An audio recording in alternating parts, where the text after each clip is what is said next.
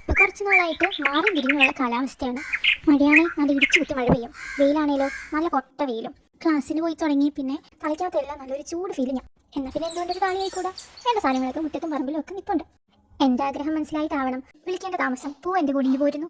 എണ്ണത്തിൽ കുറവായതിനാൽ കുറച്ച് പൂവ് ഞാൻ അപ്പുറത്തുനിന്ന് കടം വാങ്ങി, കുറച്ച് ഇലയും പിച്ചി. സത്യം പറഞ്ഞാൽ ഇത് രണ്ടും തന്നെ ധാരാളം. മുടി നല്ല സോഫ്റ്റ് ആൻഡ് ഷൈനി ആക്കാനും നല്ലപോലെ വളരാനും ഇത് രണ്ടും മാത്രം മതി.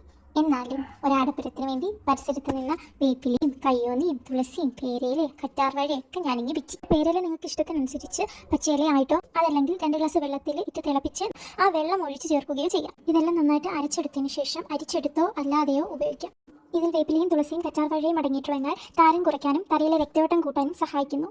അതുപോലെ തന്നെ കയ്യോന്നി അഥവാ ഭൃംഗരാജ അകാലനര തടയാനും മുടി കൊഴിച്ചിൽ കുറയ്ക്കാനും സഹായിക്കുകയും പേരയിലെ വിറ്റാമിൻ സി ആരോഗ്യമുള്ള മുടി വളർത്താൻ സഹായിക്കുന്നു.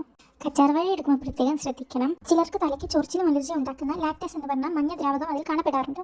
1 മണിക്കൂർ മുതൽ 2 മണിക്കൂർ വരെ അത് ചെത്തി ഒരു വെള്ളത്തിൽ ഇട്ട് വെച്ചതിന് ശേഷം അത് നന്നായിട്ട് കഴുകിയിട്ട് വേണം സ്കൂപ്പ് ചെയ്ത് ഉപയോഗിക്കാൻ വേണ്ടിയിട്ട്. അപ്പോൾ ഇത്രയുള്ള ഇന്നത്തെ വീഡിയോ.